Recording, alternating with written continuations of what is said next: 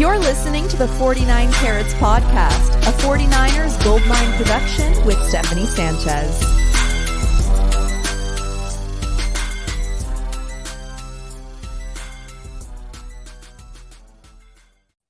What's going on, everyone? Welcome to another edition of the 49 Carats podcast. I'm your host, Steph, and joining me today is Fordham quarterback Tim DeMorat. How's it going, Tim? I'm doing good. Thanks for having me on. I'm excited. Yeah, of course. So as we do with all these prospect interviews, I mean, this is just an opportunity for us to get to know you, not just as a player, but as a person. So we're going to get right into it. So Tim, you spent your entire collegiate career at Fordham, many accolades, many records broken during your time there. This past season, you broke Fordham and Patriot League records for most passing yards and most touchdowns in a season. You had like 4,800 yards and like 56 touchdowns, correct? Yeah. Sounds about right. In your first year at Fordham, though, you were also breaking some Fordham records, but you guys only won 2 games. So tell me more about just like the growth that took place, not just for you, but the entire team since then. And is there a year in particular where you really felt like you came into your own? Yeah, definitely. Going into my freshman season was it was a rough season. Being a skinny freshman kid, weighing about 190 pounds, kind of getting thrown to the flames there. We weren't great offensively, so we really struggled that entire season. I think I got sacked like 50 something times or something like that. It wasn't a fun year, but I think it was good for me to kind of get thrown in the flames like that and help me toughen up and grow as a quarterback. And then obviously, as our team, we really struggled that season. And then going into 2019, we got a little bit better, but we still struggled. And then, in 2020, we had the COVID season, so we didn't actually play. And then that's when we kind of flipped the script there. After 2021, we played a little 3-game spring season in COVID, and then we had a short turnaround going into the fall. And that's when we kind of started installing a little bit of a new offense. And then 2021, that fall season, is when we really started to click as an offense late towards the season. I think early on, we were kind of running a little bit of a new offensive scheme, and there was kind of some growing pains with the guys. And then towards the end of that season, we could kind of see what we had something special. And then it was really the following last spring of 2022, when I had all my guys coming back, all those receivers that I had spent a couple years with offensive line, and that's when we really kind of felt like, okay, we could have something special here going into the fall. And then obviously this past fall is kind of what we expected. We didn't know how that is going to be that crazy with the amount of yards per game we had, which I think was like a little bit over 600. But obviously all the pieces kind of just came together, and my receivers did a great job getting open. My offensive line was great. We had a good running game. So it kind of just made my life easy. And it was definitely a season that I think we'll remember for a long time. Yeah, I did watch that game you guys played against Ohio last year, and that was an exciting one. It was back and forth, high scoring, had a little bit of everything. Was there a game or even just a play that sticks out to you as the most memorable during your time at Fordham? Gosh, it's hard. I think this past season we had some crazy games, some close ones, a heartbreaking loss to Holy Cross in the Patriot League kind of like championship game. But I think I can't point one out in particular. I think winning the Monmouth game week 2 was like a pretty crazy shootout that we kind of just barely came away winning.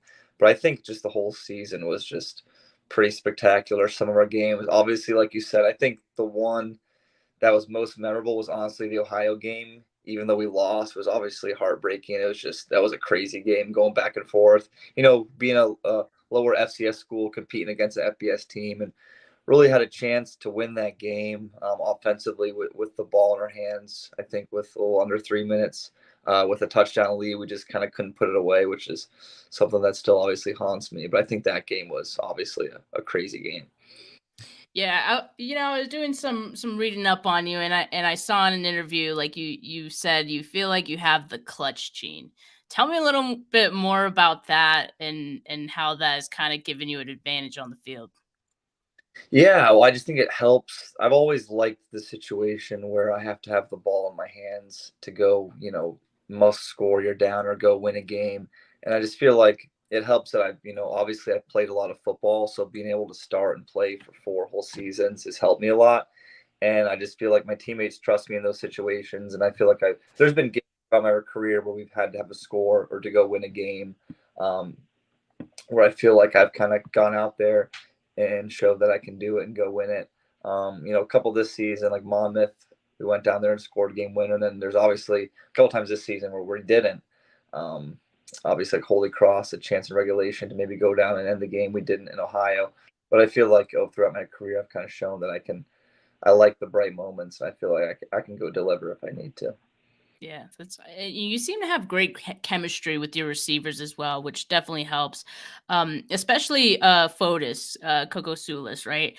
And I feel like your guys' skill sets are just very complementary to each other, right? For a quarterback wide receiver connection.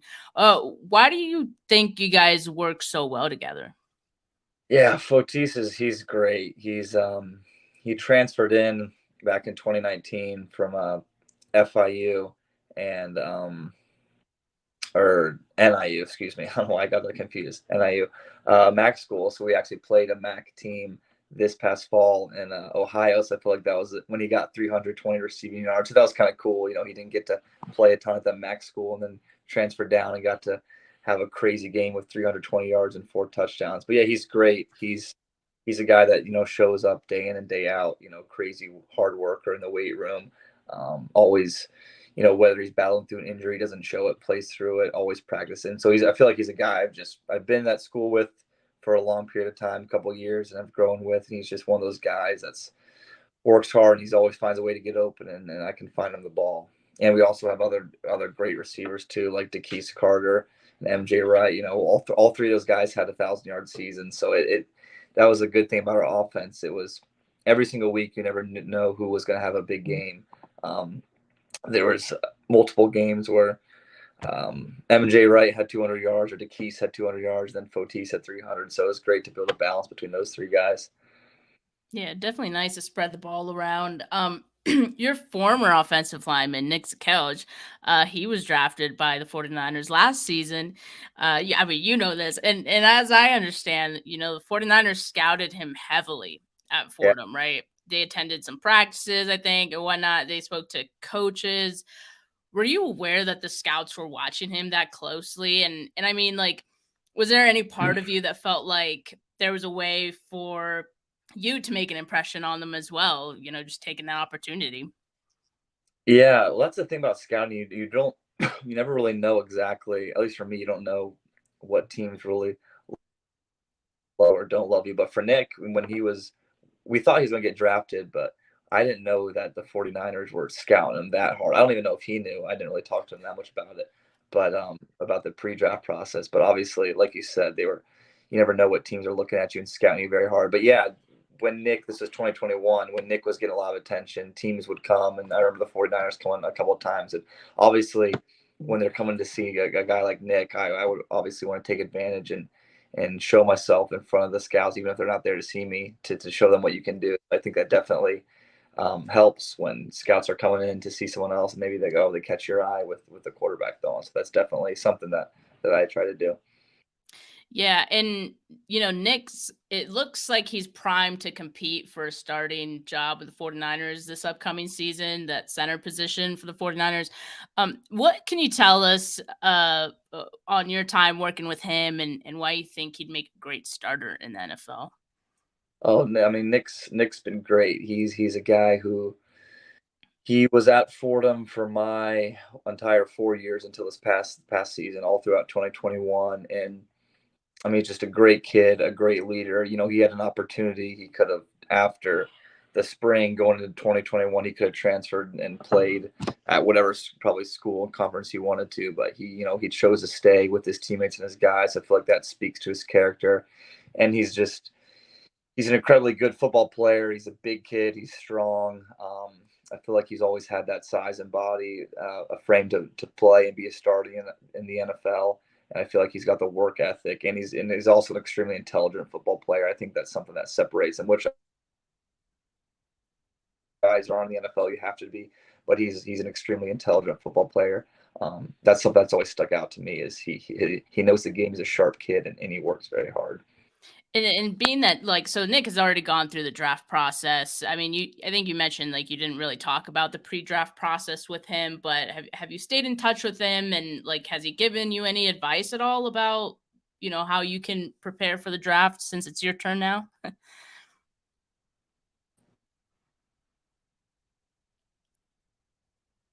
Oh, I think you might have froze up on us. Oh no. For those of you just tuning in, I was asking him about Nick Zakelj, who also came from Fordham. Tim, do we got you back? Let's see. Yeah, he might be having some internet issues on his end. There we go. Can you hear me? Yes, now I can. Sorry, this house no I'm staying in, the internet gets really funky sometimes. So sorry about that. No, you're good. Were you able to hear my question though? I didn't get to hear it. Okay. Sorry. Yeah. So I was like, so because Nick has already gone through like the pre-draft process and all of that, have you been able to, stay in touch with him and ask him, or has he given you any advice on how to prepare for this moment? Yeah, I remember when I did the Hula Bowl and the Shrine Bowl. So I remember I was kind of a little bit nervous for maybe the interviews and things like that. I asked Nick, what were the interviews like, or what are they going to ask and things like that. I remember he kind of he just told me, be yourself, you're going to kill it. They kind of would just want to know about you, your personality, if you know a little bit of ball. So it's nothing crazy. So I think he just kind of helped me with that a lot. So he was great. Yeah. Oh, congrats, by the way, on participating in both the Shrine Bowl and the Hula Bowl. Often a lot of players don't get invites to two different bowl games, but you definitely got that. So congrats on that. And you had a great week of Shrine practices, and you had that beautiful 75-yard touchdown in the Hula Bowl game as well. What was that experience like for you participating in those games and just that week of practice? Yeah, it was great. The Hula Bowl, obviously, first was a lot of fun. Got to show myself there and kind of earned a little invite to the East West after that. Thought I had a really good week of practice at the Hula Bowl and kind of show that I can throw the ball and kind of compete with the best. And then obviously the Shrine Bowl was great too, being coached by the football staff. I think the biggest thing for me was just it's kind of brand new with all the under center stuff like that and the different techniques and drops. So being, coming from a college system where it was all out of shotgun, that was the first time actually taking snaps under center and doing some of the footwork. So I felt like it was a little bit rusty in that aspect and kind of didn't get to play as fast as I wanted to in practice. But it's obviously, a great opportunity. It kind of showed me what I needed to work on and train and practice before the draft and mini camp and all those sorts of things to kind of work on the under center exchange, the ball handle and the fakes, all that stuff, because it matters. So I think, it was a great experience at the Shrine Bowl and kind of showed me what I need to work and improve on. Yeah, I was actually going to ask you, like, what kind of adjustments did you feel you had to make? Because, yeah, for a lot of players, like, that's the first taste of NFL coaching, right, that they get. And so good to know, like, you were able to get some of those, pointers ahead of time because, like, for the pro day, you'll know what you need to improve on. So when is Fordham's pro day, by the way? It's March 8th, so it's coming up soon, like 2 weeks almost. So I'm getting ready for that. Going to fly up there a couple of days early, work on the script with my guys, a couple of my receivers I'll have catching for me, and then go throw it around a little bit there. So that'll be a lot of fun. Looking forward to that. And what's the training been like for you so far? Like, what's a typical training day looking like right now? Yeah, so it depends on the day, but a lot of times we'll go in the morning and we'll train. Depends on the day. I'll go in sometimes and the first thing we'll do in the morning is some sort of speed training, whether it's working on, 40 or the pro shuttle or the 3-cone drill. We'll kind of work on that. And then usually we'll come back in the afternoon and do some sort of strength work, lifting. And then after that, I'll do a little QB work with the QB coach, whether it's working on footwork or throwing some routes to the receivers. And then that'll be the QB work will be either early in the morning or late in the afternoon, and we would usually do some board work, work on a little bit of playbook kind of stuff to get ready for that. And then that's basically it. Once it's eating kind of hits around, usually done, just kind of eating some food, maintaining weight. But days are busy in the morning, a lot of workouts and training, so a lot of fun. Okay. Yeah, you broke up a little bit at the end there. Just want to double check that we still have you.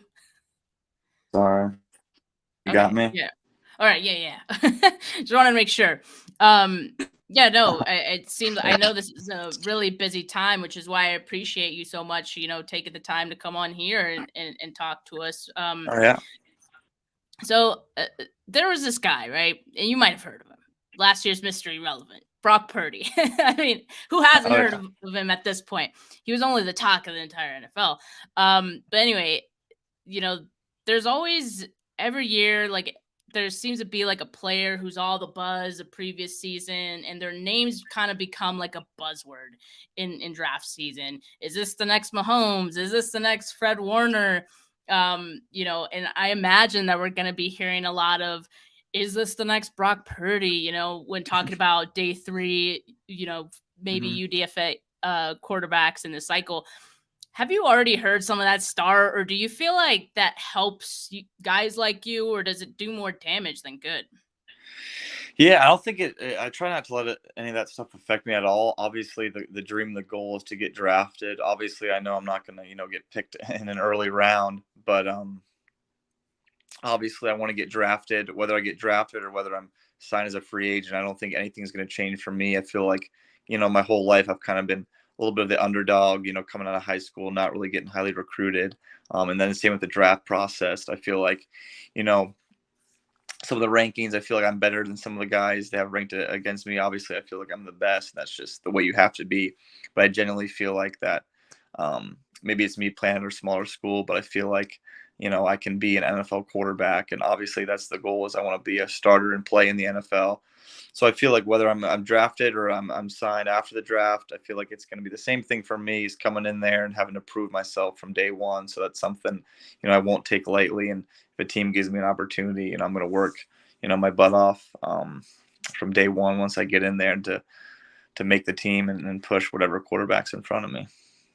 Yeah. So what would you say to a team that doubts you based on the school you went to or the league you played in? I wouldn't say anything. I would hope that they would see the film for themselves and see that I have the tools to play in the NFL, and I've showed myself coming up at my pro day and combining the pro day with the film to speak for itself. Because I feel like you see guys from small schools all the time be able to play in the NFL. I feel like the level of competition, it's a factor, but I feel like it's not as big as some people think it is. I feel like if you can play football, you can play football. So obviously I just would be grateful for a team to give me the chance. And then I would just, be grateful for that opportunity and just work as hard as I can to prove them right for giving me the opportunity. Yeah, definitely love that answer. Love that mindset. 2 last questions for you before we get out of your hair. What is a team and a fan base getting with Tim DeMorat on and off the field? Yeah. Off the field, I'm pretty laid back guy. I like to crack a lot of jokes off the field, kind of keep the environment loose. I love hanging out with the teammates in the locker rooms. I feel like I'm a great guy that can get along with everybody in the locker room, which I feel like that's important in the NFL. Somebody that your teammates want to be around and is fun for the environment. And then obviously on the field, I crack into a different mode and extremely serious. And I feel like the player you're getting is somebody who's extremely confident in his ability. I'm not overly cocky or anything like that, but I feel like I believe that I can be a quarterback in the NFL. I'm somebody who's just going to go out there and prove it to the coaches and the team, and just, obviously just work as hard as I possibly can every single day if I get that opportunity. All right, here's the last question. Are you or are you not related to Tosh.0? Yeah, I am. How'd you find out about that? A lot of people have been asking me about that. So a lot of scouts have asked me that question. It's kind of funny. That's funny. Scouts are asking you that. Like, it's like something they write down in their notepad. Like, yeah. It's my uncle. It's my mom's brother. So I grew up seeing him at Thanksgiving and Christmases, things like that. He's really funny guy. Really Yeah, funny no, guy. that's pretty cool. And don't you have Yeah. you also have a cousin that played in the US Open, right? My brother. Your brother. Okay, sorry. I'm not good with Yeah, family no, you're trees. good. Yeah, That's no, it's good. awesome. I didn't really think you know that. Yeah, he played in the US Open a couple years ago, made the cut. He's golfing. He's actually in the middle of a round right now. He's trying to qualify for like the PGA Canada League. So he's grinding. He's trying to get on the PGA Tour. So I think he'll make it. He's a really good golfer. He works hard. So, but yeah, the US really Open was pretty cool to watch. Go to. Yeah, You don't realize family how big. reunions must be a lot of fun. Yeah, we got our family's got a big wide variety for sure. A lot of talent, a lot of jokes being made. Yeah, that's awesome. Yeah, a lot of pressure. Well, I better make it. I better make it in the NFL otherwise. well, look, okay, I got a couple questions here for you. So from the watchers, Nathan asked, can you ask him if you met with the Niners? You go ahead. Yeah, and I met with one of their scouts at the All-Star game. So I talked to them a little bit. Obviously, I don't, overly talk about things like that. But yeah, I mean, well, obviously, I don't know if they love me or don't love me, but I did meet with them at one of the All-Star games. So Awesome. Yeah, I could totally see why they would be interested. I like the 49ers would be a great place to land, I think. Unbiasedly, but also biasedly. yeah. And he also asked, can you ask him what's the biggest play he had? I don't know if he just means like most yards on a play or like biggest play. Yeah, most yards. It might be.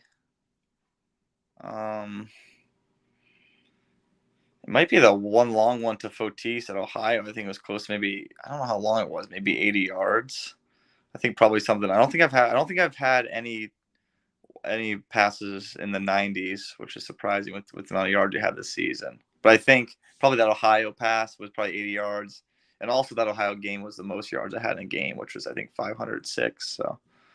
Yeah, no, that game was like really exciting. Like anyone who hasn't watched it, like go and watch it. It's on YouTube. Like the full game is on there. You'll be thoroughly entertained, and some good highlight reel plays from Tim as well. Well, Tim, thank you so much for joining us today, taking the time, letting us get to know you. I know this is a busy time for you once again, so best of luck at your pro day and the rest of the draft process and beyond. And thank you guys for those that tuned in. If you enjoyed this interview, make sure you give this video a thumbs up, subscribe to the channel. Next week, I'll be back with 3 more player interviews, and we'll keep it rolling through draft season. Appreciate you all. Have a good rest of your Thursday, folks. Peace.